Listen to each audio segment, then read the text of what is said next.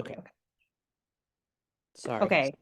Hi, everyone. For those who we just started recording, so I'll just say again, this is the first series of Music in the Jewish Heart, um, because whose heart does not need a little bit of attention these days? I am Kohenet Avra, um, and yeah, I'm in my room in West Philadelphia. I'm a white 32-year-old human with a little hat and some glasses. I got a bookshelf behind me and some art on the wall, little ukulele, and I'm so excited to be here with you all. So today's class is going to be an exploration on the nigun, the wordless melody. And before we get into it, I have a reflection question to ask all of you. First, I invite you, if you want, to just kind of take a breath in your seat. Notice the feeling of the seat holding you up. You can offer yourself some gratitude for making it to this class. And you can open your eyes and take a look at all the wonderful, wonderful community we have with us on the screen. My question is, I want you to think back to a time in your life when music really moved you in some way, when it really touched your heart. And it doesn't have to be like the literal first time this has ever happened to you, but I'm looking for like a moment that really stands out. And oftentimes that can be our earliest moments of realizing that music does something for us. So just I'll give us a minute to just kind of think about a time when music really touched your heart, the first time or just another time.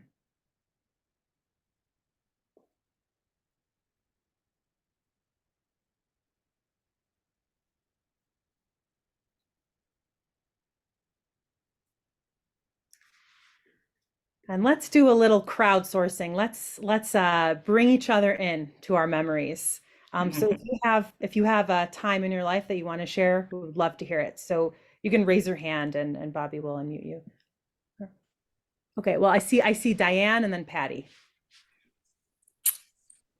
Strangely, what comes up for me is hearing the album Help, which my sister was obsessed with.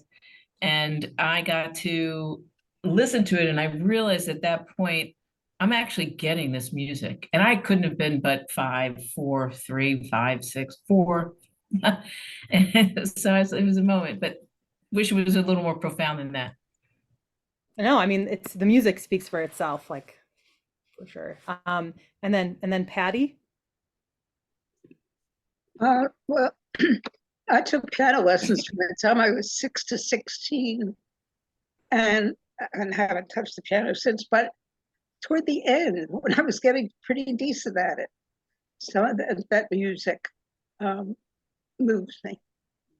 Yeah, and there's something that I really think is so unique about the piano specifically. Like I it just it's so rich. It just can carry you. Bobby. So I had an experience last week. It's not my first one with this, but I was lucky enough to go to a concert at the Kimmel Center by this incredible woman, Julia Bullock. And she's a classically trained singer, but she sings everything from opera to show music to Odetta to Bob Dylan, everything. And she did a medley. Part of the concert was she did a medley of songs from South Pacific, which I love that music. I had not heard it in ages, and now it's I can't get it out of my head now. Yeah. Yep. Yep. Oh, I Beverly. come from a musical family, and everyone did something. My mother would sit down at the piano and give her a tune, and she would play it. My sister and I, we used to sing together, and that brought music to my heart. We would harmonize. It was wonderful, and I miss it. Beautiful, beautiful. Thanks for sharing. Did I see Fran? Were you raising your hand? Okay, we'll do Fran and then Evie, Evie. Joanne, Bobby. We have a lot of Beautiful. takers here, and Enid. Okay, Fran, let's start with you. Okay. Yeah. A musical moment I remember going to Broadway shows and seeing musicals. And the one that really stands out for me as the most powerful was the Jesus Christ Superstar. Yeah, that's what it's called. Just love that music. And I'm glad you brought up musicals, because I think that I'm a big fan of musicals. I'm working on a musical right now, actually, about, it's kind of a midrash about witches in the Talmud. And so I've been researching a little bit about this process of writing musicals, and what they say is, in a musical, it should become a song when the emotion can't be expressed just by saying it. Right? Like, it needs to take you to this moment where the character just has to burst out into song. And musicals are really a way that we sort of get to access that full-bodied feeling and full-bodied experience, which we're going to talk about tonight. Okay, then I saw Evie. We were on a trip in France several years ago, and I don't remember if the flooding made the river too high for the boat or too low, but whatever it is, we went to a town that was not on the schedule, and you had a choice of going with the tour leader to walk up what looked like a very steep hill, or you could stay in the town.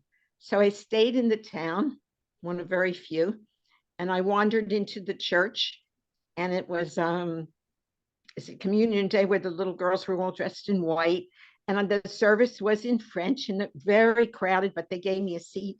And of course, I could not follow what was going on at all, although at one point it sounded like it was a healing prayer and something that sounded like the names of the people who had died. But then there was a melody, and it was so familiar, and I couldn't get it. But it was time to go back to the group. So I left, and I kept humming it and humming it till I got back, and somebody said, so here we go.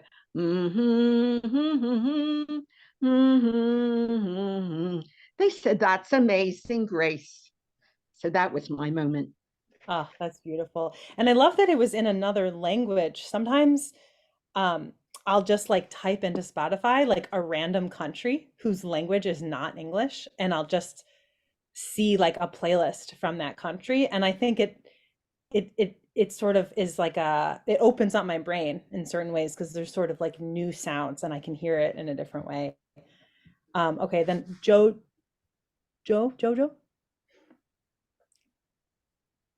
Oh, Joanne. Yes, Joanne, yes.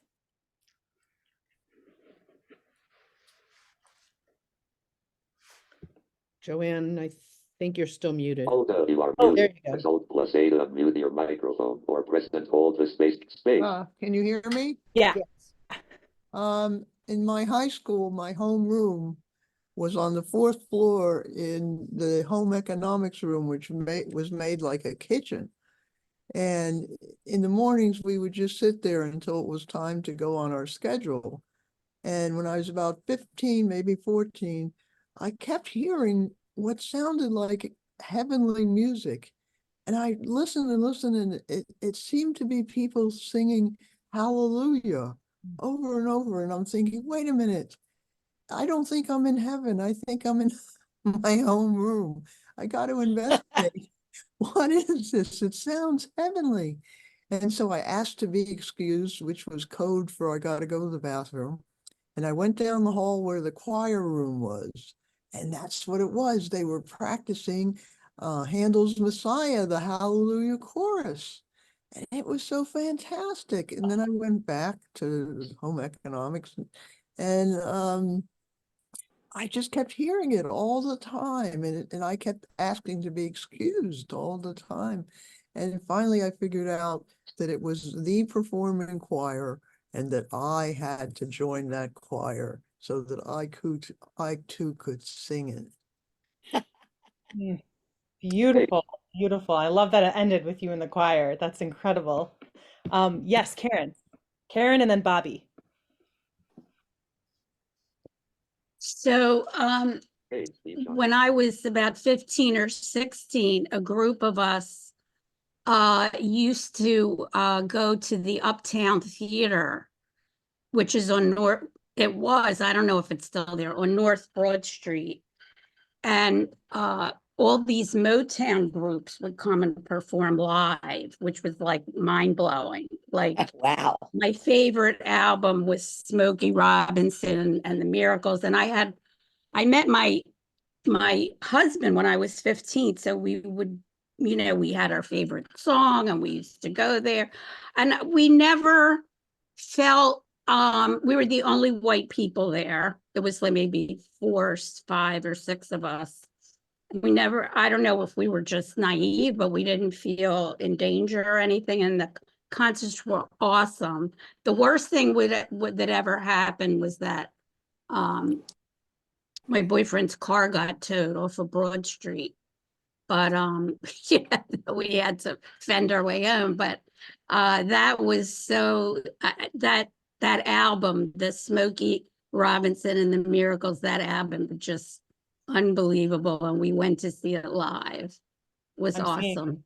I'm seeing a lot of nods at that. Yeah, I love that. Smokey is still fabulous. I saw him not too many years ago at the Kimmel. Sorry. Yeah. Oh, wow. That in. That's Yeah. amazing. Yeah. Joan, Yeah, and you have your hand up? oh wait, I just want to say one quick Oh, thing, sorry. Karen, about your stories. Yeah, I think that music also has the ability to bring people together across differences in a way that just does something different than when we're just like sitting. There's many different ways of connecting, but music, I think, is an especially powerful way to do that.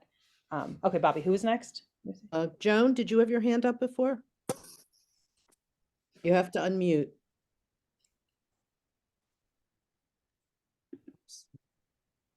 Here, I'll send you a link. You Yeah, should- I got unmuted. Okay. Very seldom do you hear people that had bad experiences with music.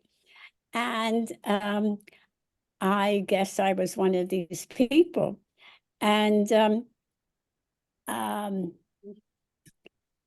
we, I don't know whether I was in junior high school or elementary school, Stokely School, if that brings back an experience in Strawberry Mansion to anybody.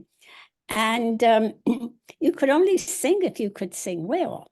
Mm. And so, I sort of sing off key. And it never bothered me, when I do it alone. But I was told, well, when you sing, and the word sing was in quotation, just move your lips. Don't let any music come out, because I was not the best singer. I couldn't sing in key. I didn't at that age. I didn't even know what key was.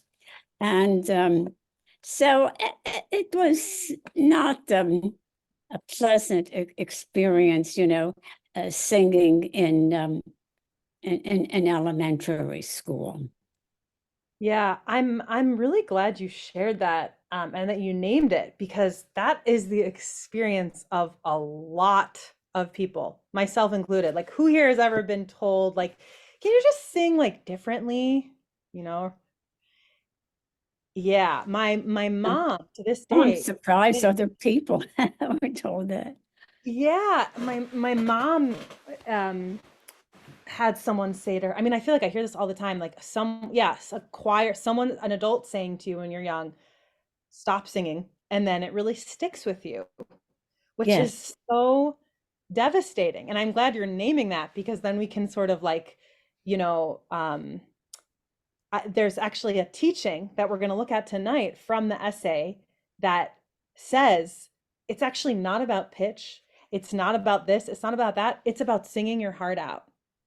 And for those of us who have been told, oh, our voices aren't good enough, which really means it doesn't fit with the small idea that whoever was running the thing has about how your voice should sound, then like, don't sing. And that is just, we miss out on that self-expression, which is really important. And so anyone who is coming into this class or this series with like, oh, I feel nervous about my own voice, I want you to notice that, name it, and say, okay, voice that says that, we're going to put you in a different Zoom room.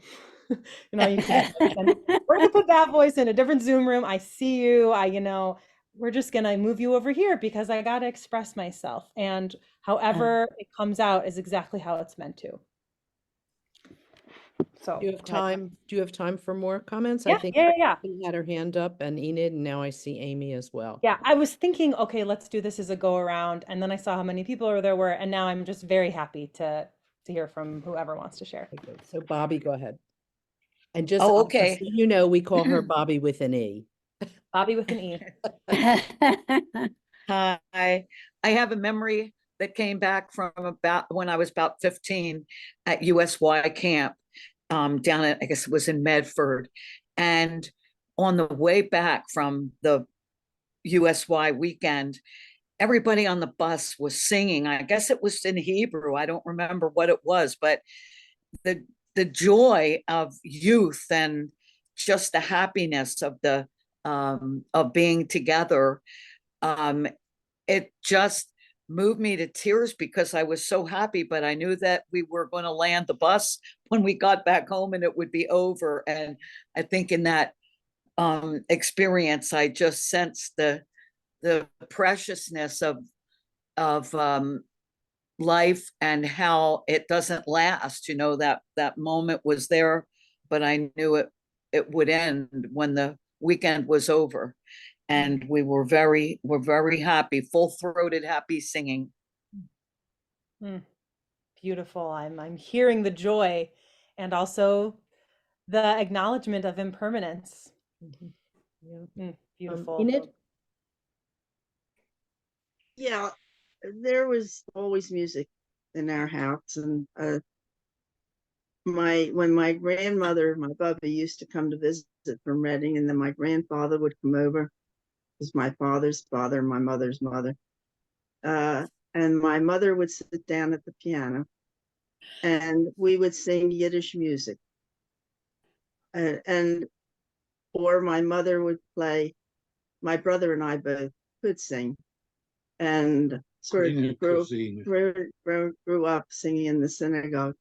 So I remember one of the songs was Grina Kazina, and the other one, she used to play Paul Revere's Ride, and my brother and I used to go galloping around the house while she was playing. But more importantly than that was the fact that whatever I sang and she played just gave my grandparents such pleasure and gave us pleasure as well. And then one other thing, the first show that I ever saw, my mother took me to, I guess I was about 14 or so, was the Song of Norway. I don't know if any of you ever saw it. It's the story of Edvard Grieg. And that was a very loving, fond memory that I was able to share with her. So, but you all know I started studying, I guess, when I was about 15, and I never stopped really. Oh, and David has a memory that he wants to share. I was a depression baby, so there was not funds for my sister or for me to have any music lessons, but a house was always had music. On Saturdays, the Metropolitan Opera would play on our table radio, and on Sundays we would listen to the New York Philharmonic and many times hear Lenny Bernstein talk about what was going to transpire. And that joy of opera and symphony music lasts throughout my lifetime. You can't Oh, sing. baby. Amy? So also in the category of reviled voices, I had two brothers who had no interest in hearing me sing when we were on family trips in the station wagon, and I loved to sing, but I showed them. I just lowered the window, stuck my head out the window, and I sang. And one of the things you learn when you stick your head out of the window on the highway is if you want to hear yourself, you have to sing really, really loud. And so I would, and no one could hear me, but I could hear myself. And so I would, and it was like this wonderful, like amazing revenge. And I have to say, it was kind of rekindled when I, as an adult, when I found out about all this singing these people do in shul, because shul came very, very late in my life, and there was so much singing. And I discovered that I could sing loud. It's like you can't tell me not to sing loud in shul. And what I would love to do is to find voices, hear voices that I could sing with or against, you know. And I just love this freedom in shul to kind of, and I'm sure all of you are kind of going, yeah, Amy, we know. But I love that. That's where I found that power again. Was the shul was the only place I could sing where it really, no one's going to tell you not to sing like that in shul. So that's me. And Wendy, did I see your hand?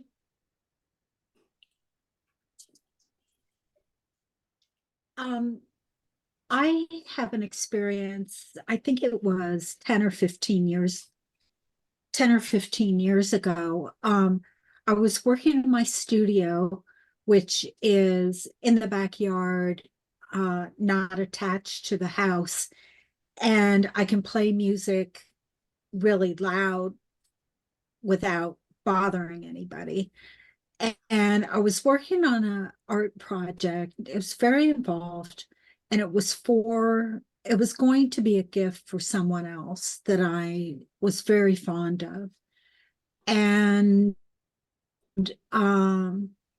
on the CD player, I had Sarah McLachlan and a Jan Arden recording. And these are two soulful women singers, if you're unfamiliar.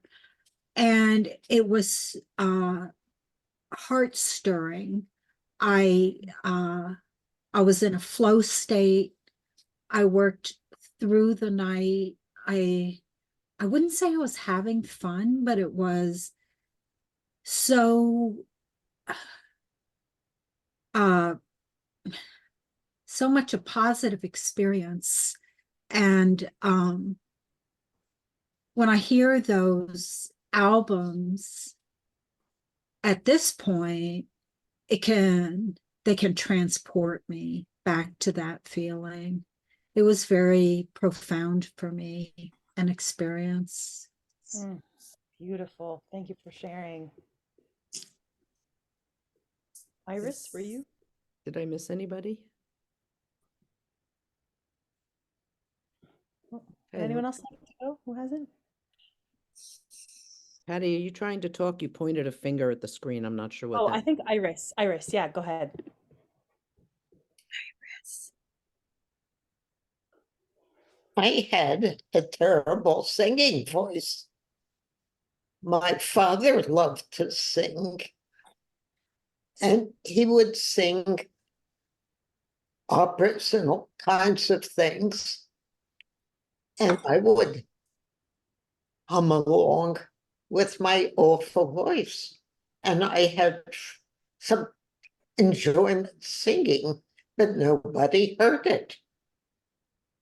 So that was my experience. Well, it's never too late to have new ones and to have new experiences. And yeah, thank you again for your honesty and for bringing that up. Anyone else who hasn't shared yet who would like to? Maria? music, especially opera, has always been a big thing in my life. But a fun share is, I think it was in high school in gym class. We used the march from Aida for one of the exercises, da, da, da, da. March from Aida. I can't hum them too well, but if you look it up, it's very conducive to doing armed stretches and touching your knees and toes. Well, I wouldn't recommend it that, but that was funny. And then later on, the same thing. Later on, my daughter was one of my fond memories of my daughter was watching Aida on, I think Channel 12 used to put it on, and it was summertime, and we sat there watching Aida and shelling peas. So that's a special memory. And she's loved opera since then. Beautiful. Anyone else who hasn't shared? I think, did we get everyone? Great. I'm like, so many of you provided just such like beautiful and vivid images. I'm almost seeing like the weaving together of a song with all of your memories. For me, I think it was, who was it who shared that you heard the hallelujah and then you left class? I had an experience like that when I was at Jewish summer camp. I must have been like 10 or 11, and my counselor one Shabbat, it was like Saturday, turning into the evening. It was that time where like Shabbat was coming to an end, and my counselor went up to me and my friend, and I remember she said, "You two are ready. Come with me." And I was like, "What?" And brought us into the part of like there was different sections into like a big room that was a part of the dining hall where the older kids would sit. And I have no idea what I was walking into, and we walk into this room and it was just this choral of the most insane harmonies. I mean, I'd never heard anything like it. Like, it was like I was like seeing colors and like literally in heaven. And it was the Shalosh Shudas songs, the third meal songs that are all about yearning and longing and the heartbreak of Shabbat ending. And normally you only go see those when only the older kids get to do that. But my counselor was like, I gotta bring these little campers in to experience this. And that was sort of my foray into the transportive power of music. And for me, it was so special to experience this, at camp in a Jewish setting. I think it really opened up something in me that I still feel to this day. So thank you everyone for your shares. We're now going to move into the next part of the class, which is looking at some pieces of this excerpt from the Piezetzner's essay on the Niggun.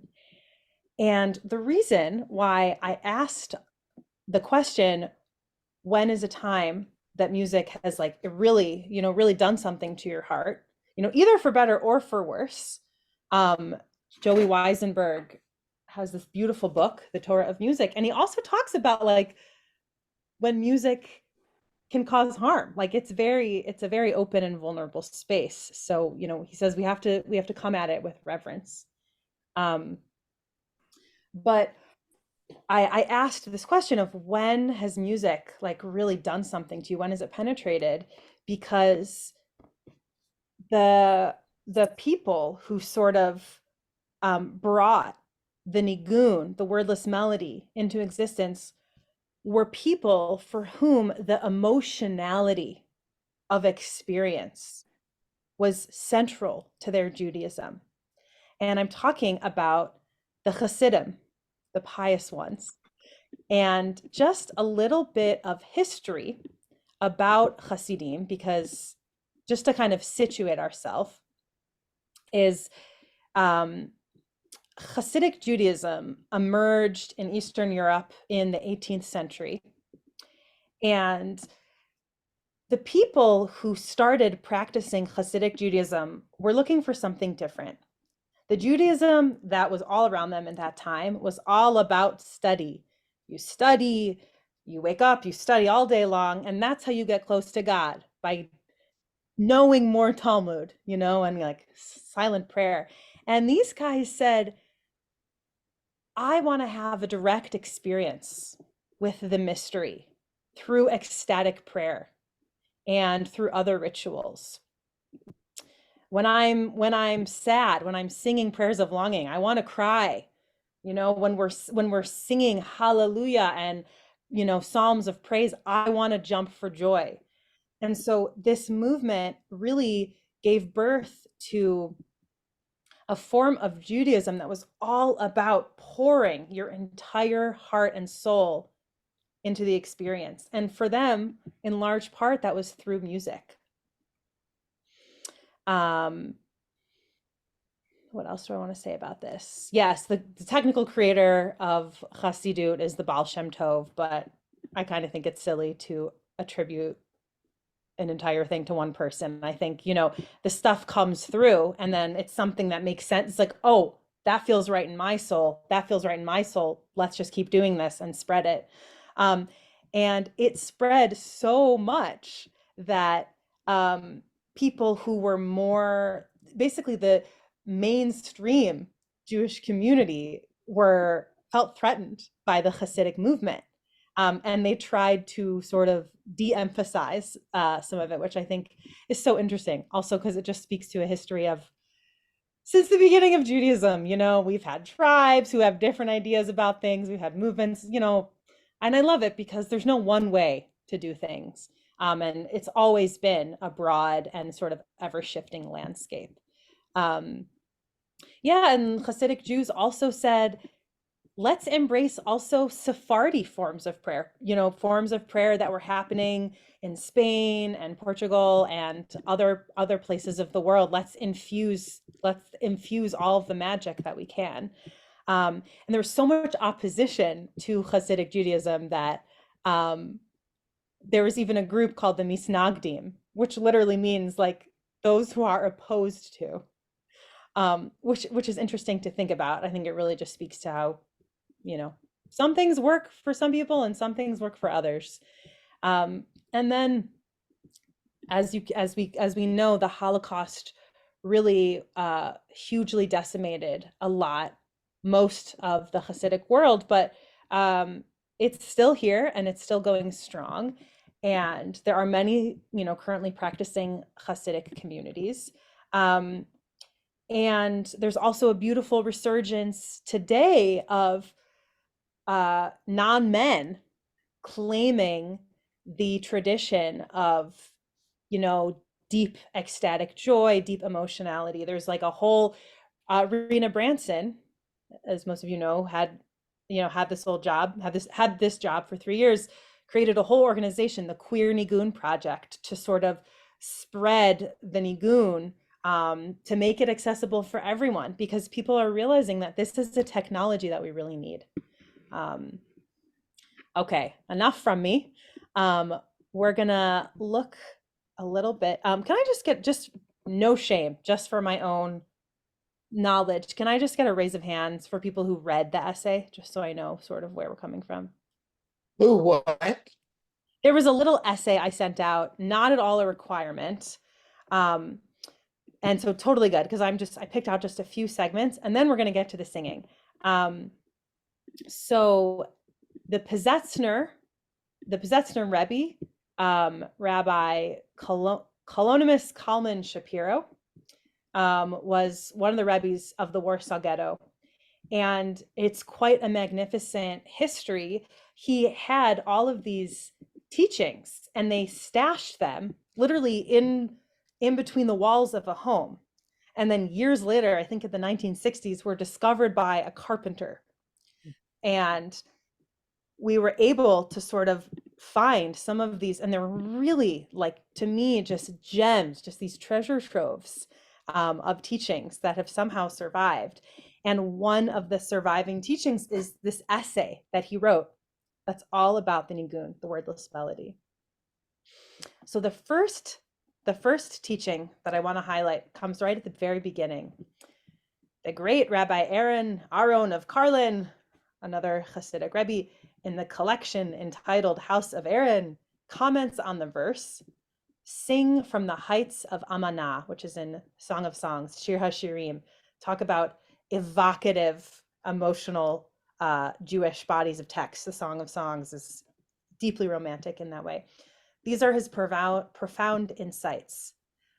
A Jew expresses his emunah, his faith, most fully and most joyfully when he sings out unreservedly. And the Hebrew is sings his head off.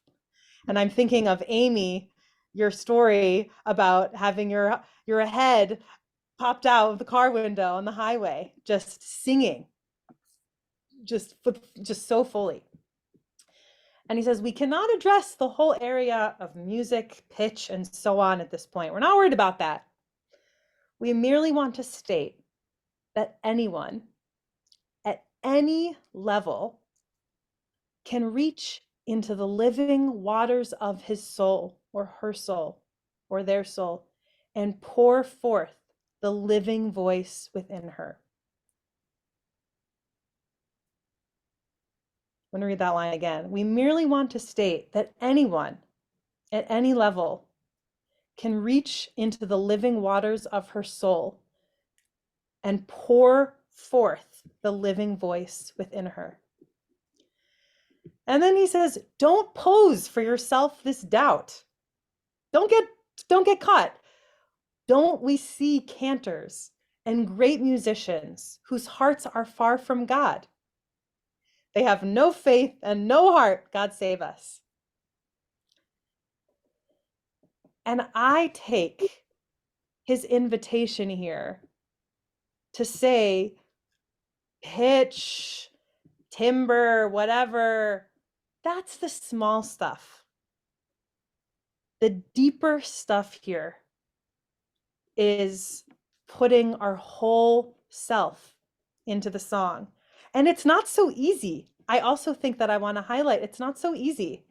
I think if this was really obvious, he wouldn't have felt the need to start his essay off, because all of us, for whatever reasons, have reservations when singing. And he says, this is what it's all about pouring yourself into the nigun. So that's the first teaching I want to highlight. The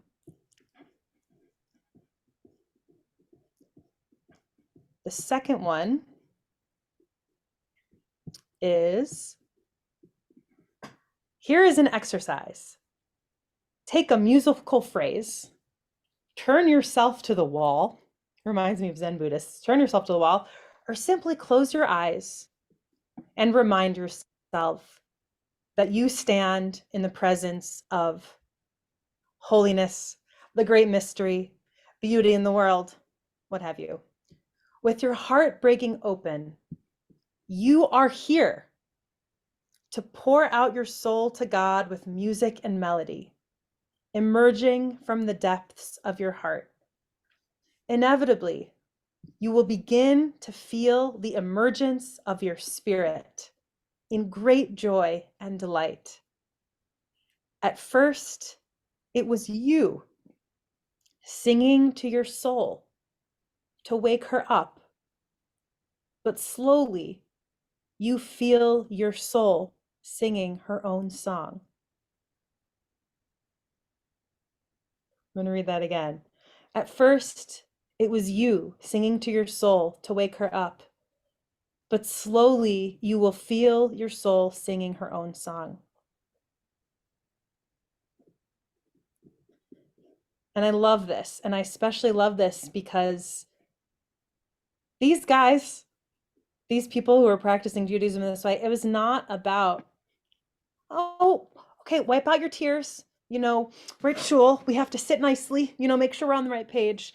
It was, no, bring your broken heart, bring all of the hardship of what it means to be, a human, an impermanent human in these bag of bones, and bring that and pour that into the song.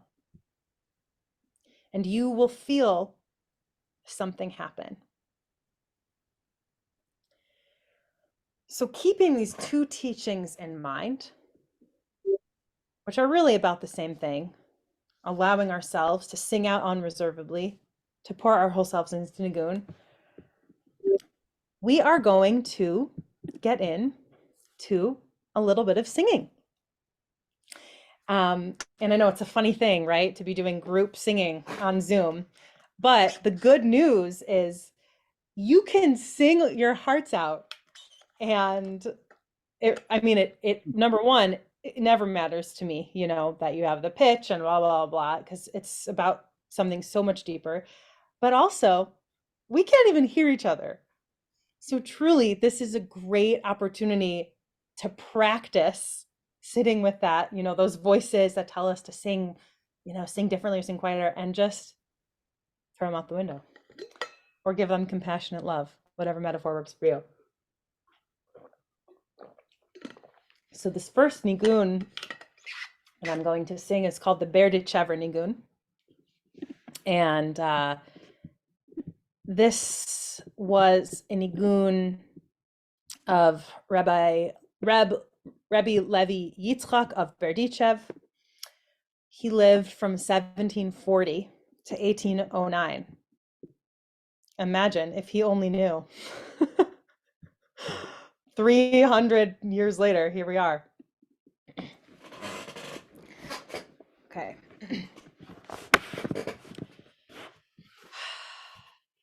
So I invite you to, again, feel your tuchus in the chair.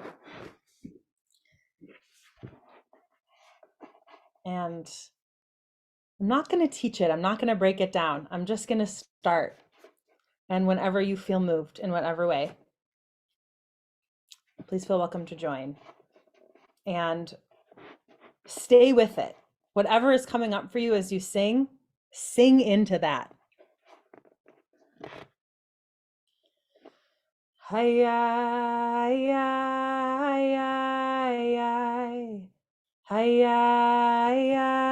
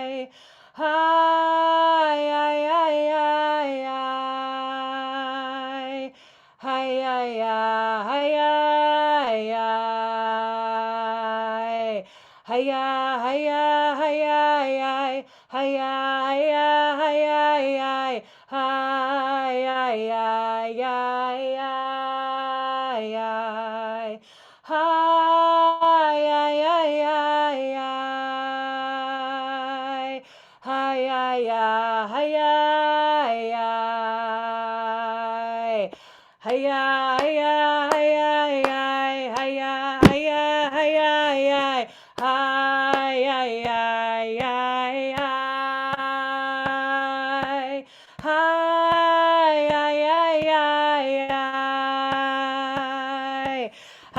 hiya, hiya, key change. Hiya, hiya, hiya, hiya, hiya, hiya, hiya, hiya, hiya,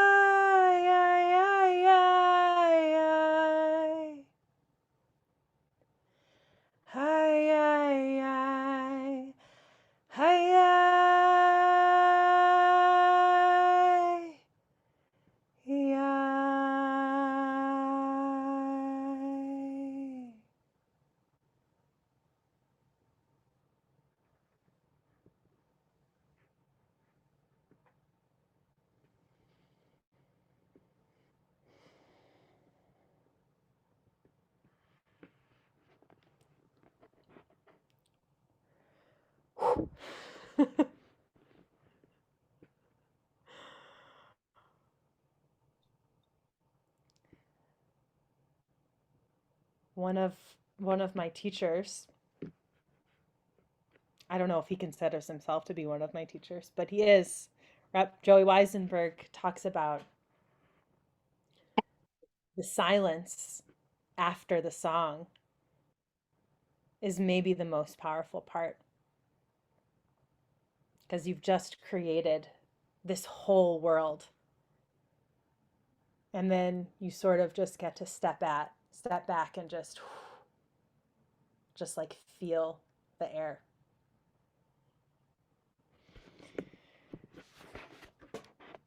All right, I would love to hear from 3 people.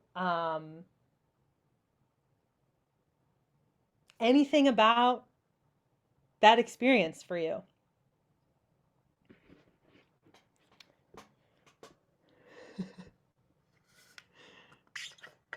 Let's go, Joanne.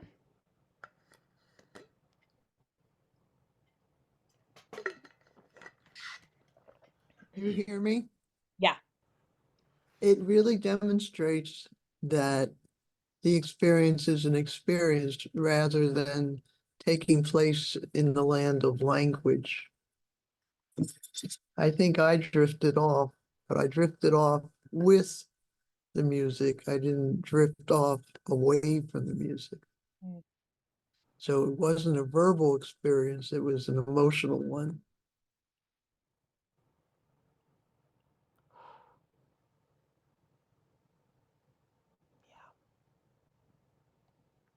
Yeah, Amy, go ahead. So it actually reminded me, it took me back to those COVID days when I went to shul every Shabbat. And what I loved was you didn't hear everybody singing, but I heard the leader singing. And I felt like it was me singing with the leader, singing, and I felt connected. And I felt like we were singing together. And it was a much more intense experience than, in some ways, than being, with a bunch of people at Kabbalat Shabbat. Yeah, I really can relate to that. There's something about like there's less self-consciousness because it's just like you and the thing. Yeah, let's get one more. Anyone wants to share anything about that?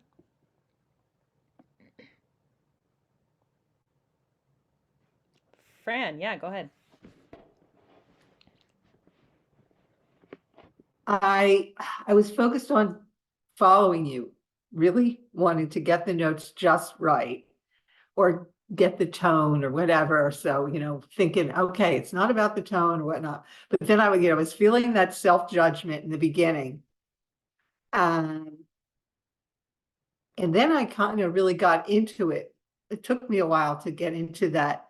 And like feeling my voice getting louder and louder. And then as it got louder and louder, like when you started then bringing it down, I felt tears coming.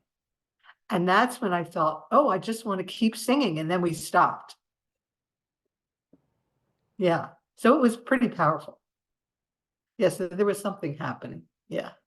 Something was releasing. Something was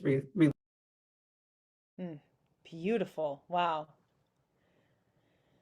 Yeah.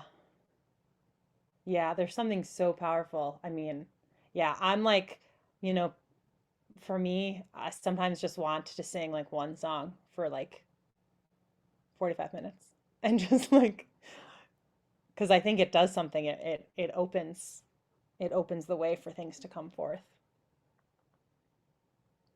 Beautiful.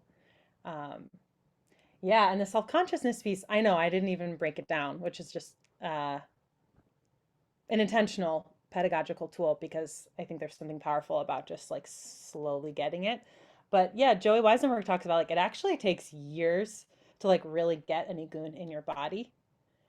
Like there's different levels to it of like, okay, you can sing along. Okay, you might be able to hear it, but you need help starting it. You might be able to sing it, but you need help starting it. And then eventually penetrating of like all of your cells are singing with you. And yeah, that definitely takes time. One thing I can do also, which might be fun, is just I can send out like a Spotify playlist of nigunim that I love, and can have more experience getting to know them. Okay, the next one we're gonna do, and I sort of am intentionally sort of, what's the expression? Spanning the gamut. I feel like I'm mixing expressions, but reaching back to, this guy in the 1700s who wrote this song to modern day reclamations of nigun and emotional song. My sister, Tali Shapiro, who is in Philly with me as of a few months ago, we say sometimes like she received a nigun because it wasn't like she sat down to write it. She was just, I think she was like in the bath one day, maybe like, I think she was going through a breakup or something, and this nigun just came pouring out of her, which happens with me sometimes. And so she called it catharsis nigun. And I really love it. And in part, I think it highlights one of the teachings in the essay. Let me see if I can find it about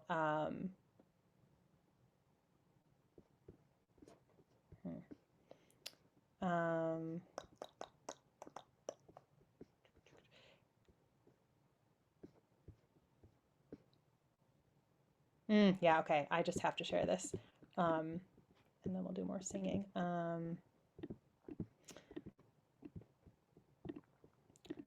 So he says,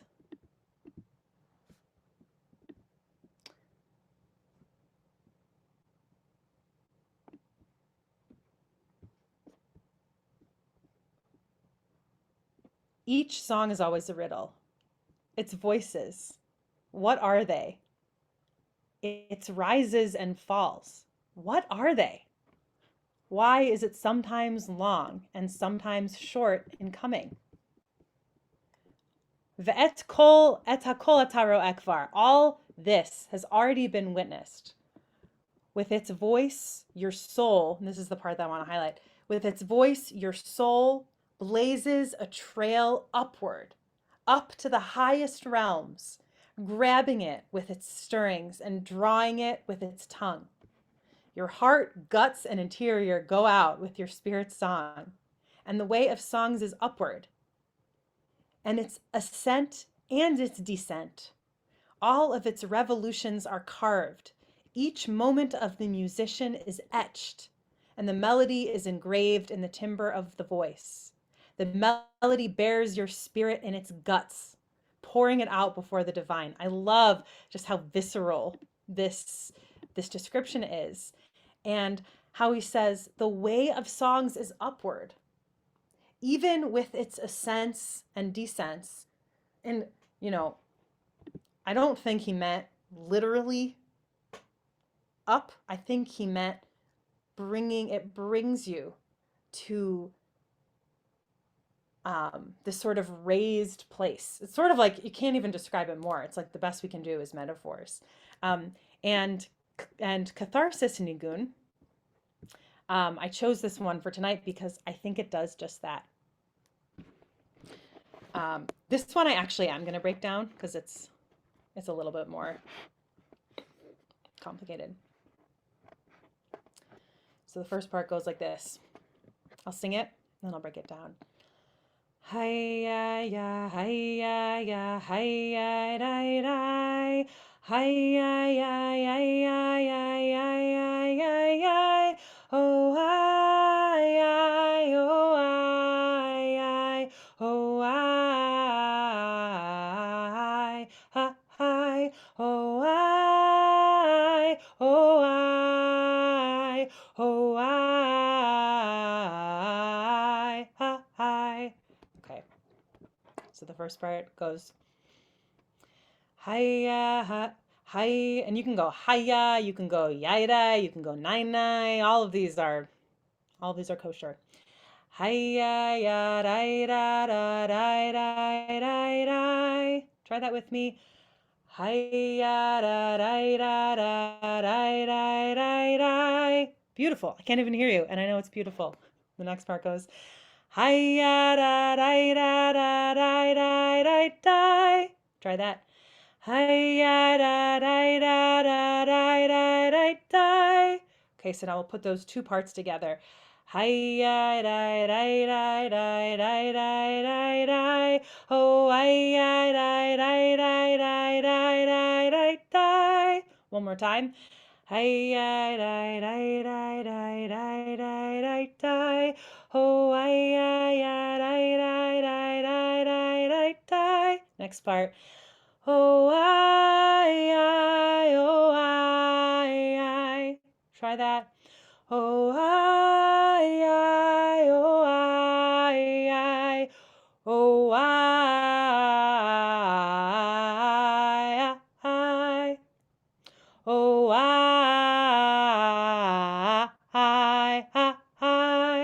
and then the part repeats again. It goes, oh, oh,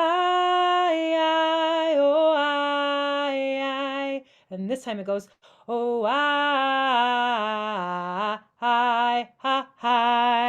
So that second part is, oh, So the first time it went, hi, and then the second part goes, hi. So the whole second part, oh, oh, oh,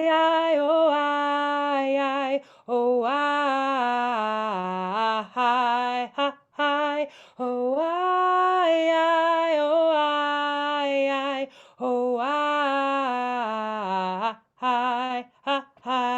oh, hi, di, di, di, di, di, di, di, oh, hi, di, di, di, hi, di, di, di, oh, oh, oh, oh,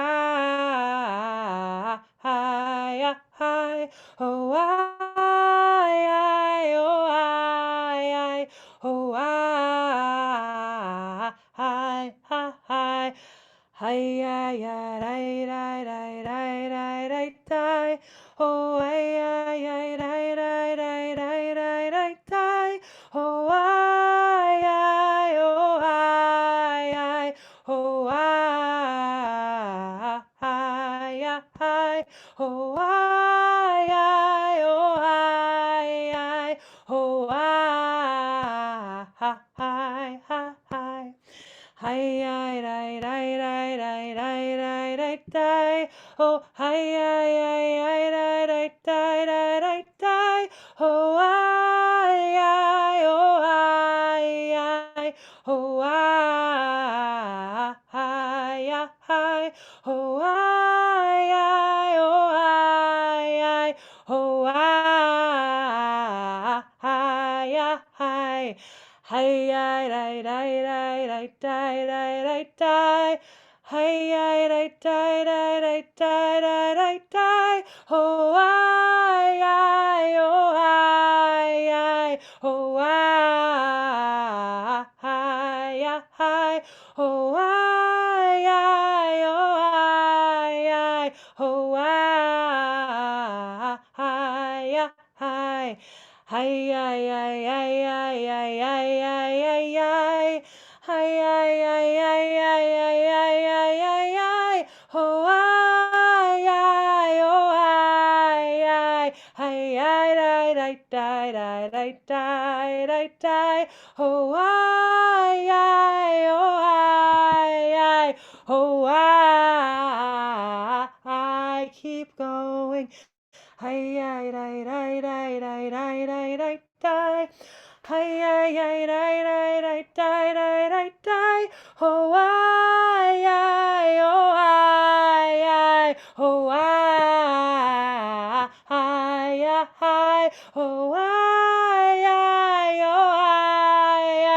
oh, I, die, die, die, die, die, die, die. Keep going, keep going, keep going now. Whatever is here, it's all allowed. Keep going, bring it forth. Yai, dai, dai, dai, dai, dai, dai, dai, dai, dai.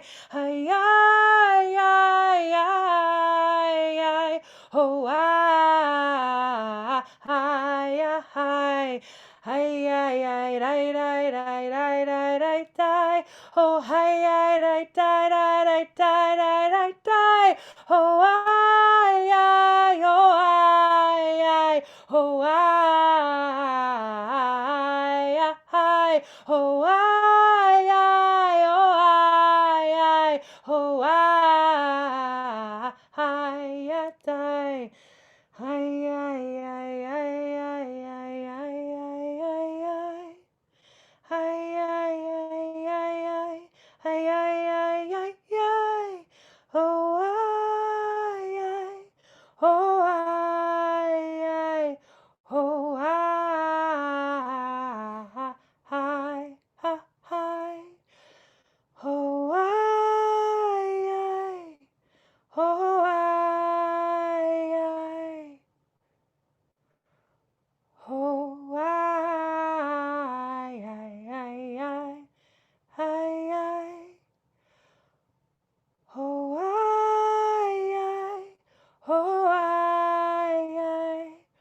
oh, oh, I.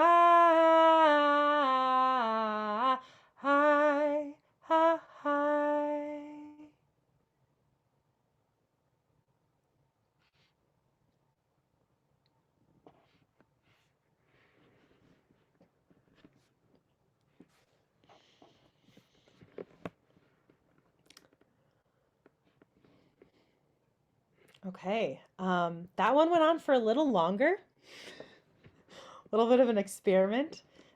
Um, yeah, would love to hear from a couple of folks. Anything about that experience for you? And I am also going to be trying to pull up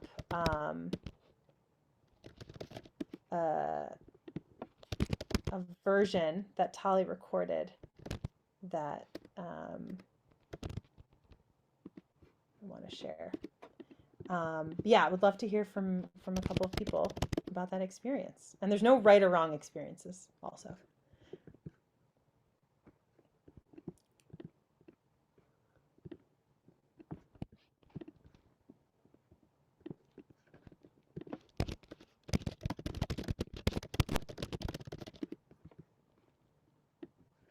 Well, I'll say that I have had a little bit of experience chanting, and at first it's very hard to keep going, going.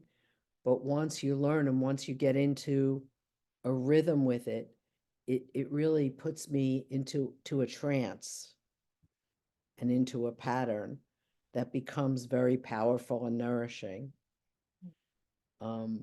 Yeah, I'll leave it at that. Beautiful. Yeah.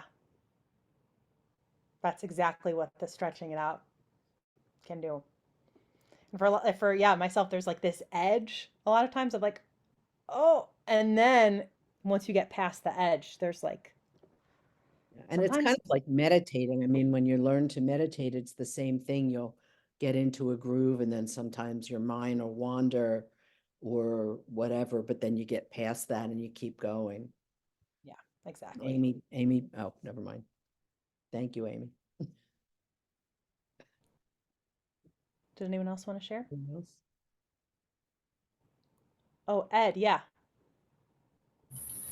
Yeah, it's really a nice communal experience, and it's just, it's so odd doing this in Zoom because the caged privacy of Zoom, the silence of it, makes the communal space a safer space in a way, and I feel freer, to hum my nigun, our nigun. Beautiful. Yeah, it's in a way, it's an invitation to shed some of that self-consciousness. And I actually think that when we're experiencing that now in the Zoom space, we actually can take, because we have that experience of singing less self-consciously, and in a way like we are together, it's sort of like a bridge, so we can take this experience and bring it in, to our davening, to our Friday night davening, because we've had that experience of singing with a little bit of less self-consciousness. Yeah. I want to just play a little bit of the recording of this nigun. You are welcome to sing along, or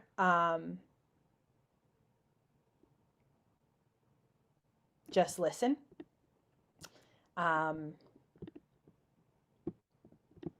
Yeah, I'm not going to say more. Okay.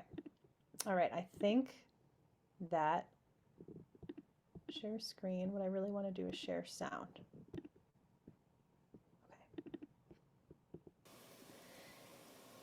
Yai dai dai dai dai dai dai dai dai dai. Oh yai dai dai dai dai dai dai dai dai dai. Oh I oh I oh I oh I oh I oh I. Yai dai dai dai dai dai dai dai dai dai. Oh yai dai dai dai dai dai dai dai dai dai. Oh yai dai dai dai dai dai. Oh I oh I oh I oh I oh I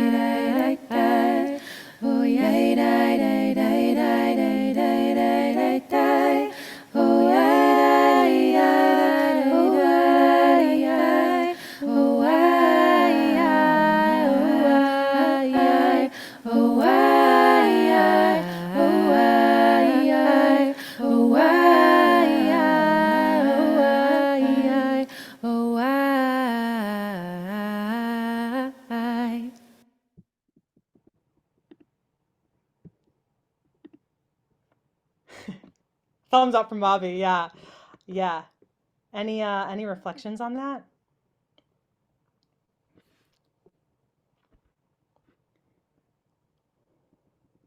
I'll say it was, and then Joanne can comment. I thought it was beautiful. I don't know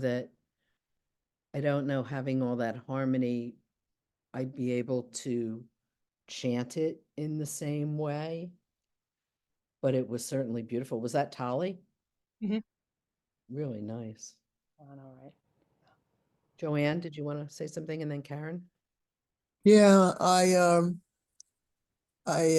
decided this has to be enhanced by a little wine. And, and I got some wine, which I spilled and I wiped up, but it really, it's what you get to do if you get invited to a Hasidic home for Shabbos dinner. You get to go to a different realm with the wine, with the song, except for their thing about the women's voices should be very quiet. Right. We're rewriting that. Yeah, but yeah, I'm glad I got the wine. Thank you. Yeah, Karen. Yeah, it was very beautiful. And what's interesting is I found it so emotional without any words. It was just so emotional.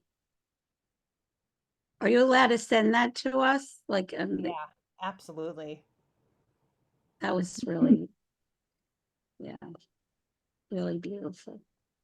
Yeah, Fran, yeah, go ahead. Was that one person's voice that was just being overdubbed? That was my sister Tali. Yeah. Huh. And that she was just putting it together in different tracks. Yeah, and the thing about Tali is, for those of you on this call who are quite musical, you probably noticed that like her rhythm was off, like I mean, I don't know, it's hard to hear, but and that's something that Tali's been told, oh, your rhythm, like by different choir directors, and it's like, who cares, like she is able to make this whole world on her own timeline, really. Um, okay, I do want to name. We are 2 minutes over, and I'm gonna make one pitch, and then I will stay on and sing us out with the song. And if you need to go, totally go. Enjoy the rest of your nights. And if you're welcome to also stay on and close us out. Before you sing us out, I have to say something, but go ahead. Okay. Well, what I want to say is, someone approached me at High Holidays and asked about, so they said, hey, we used to have a choir.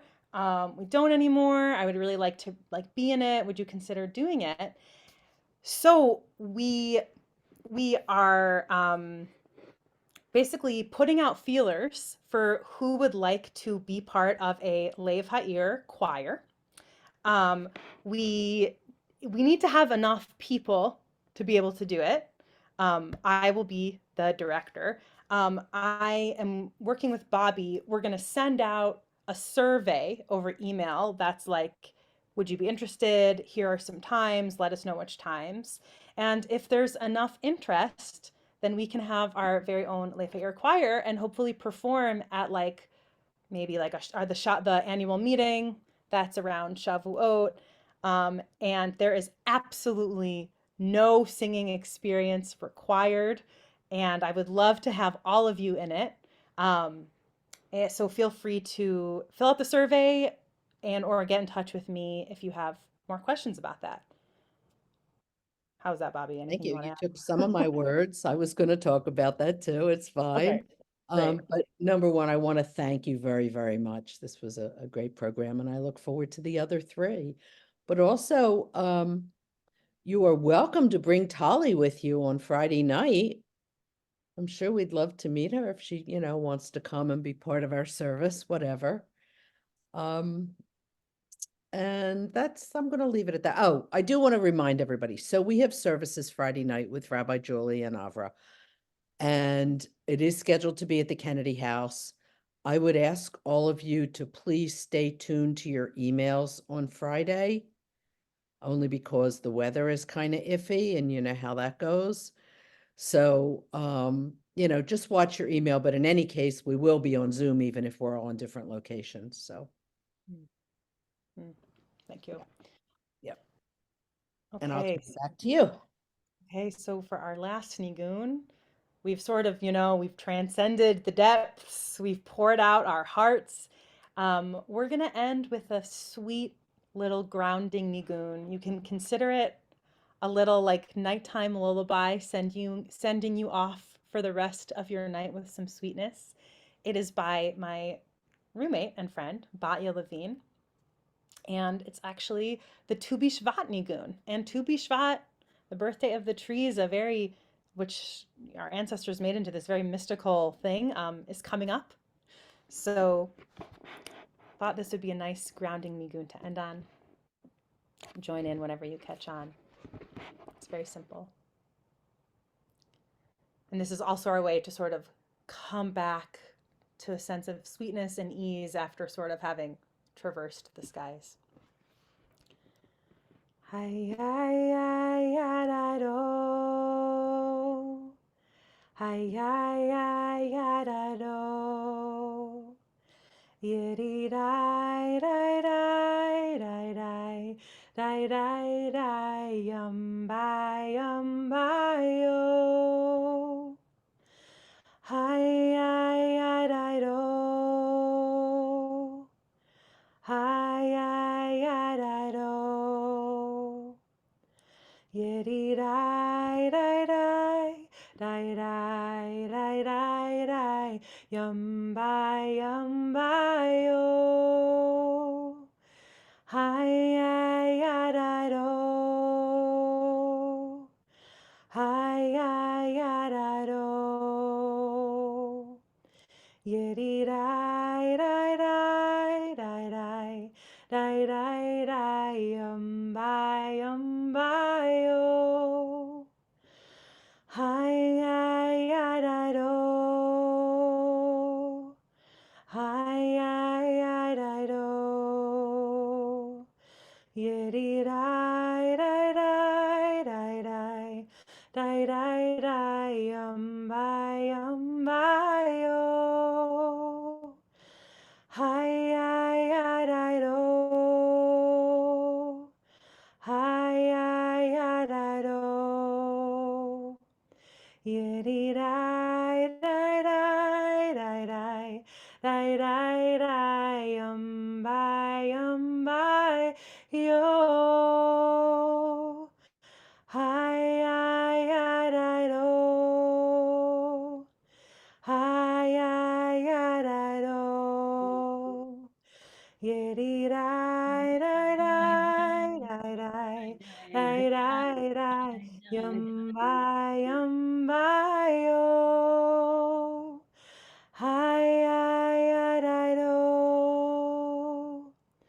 Hi, hi, hi, hi, do. Yiddy, die, die, die, die, die, die, die, die, bye, yo. Hi, hi, hi, hi, do. Hi, hi, hi, hi, do. Yiddy, die, die, die, die, die, die, die, die, bye, yo.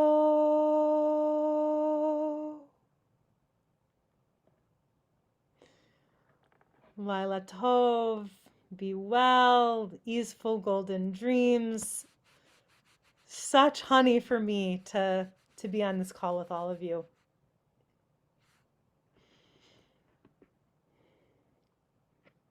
Thank you. That was beautiful. Thank you. It was lovely. Yeah. Thank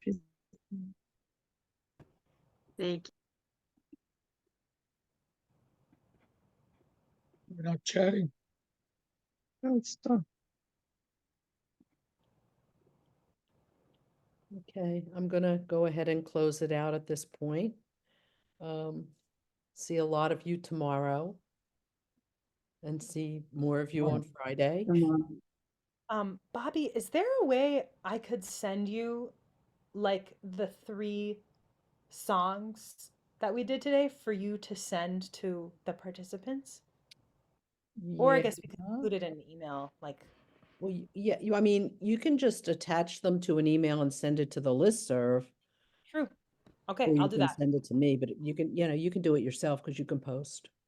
Okay, good reminder. Yeah, I don't, I don't know how each person's device will be able to play them, but we could try it. Yeah. Okay, sounds good. All right. Good night, everybody. And everyone. Be safe. Bye, Miss Rose.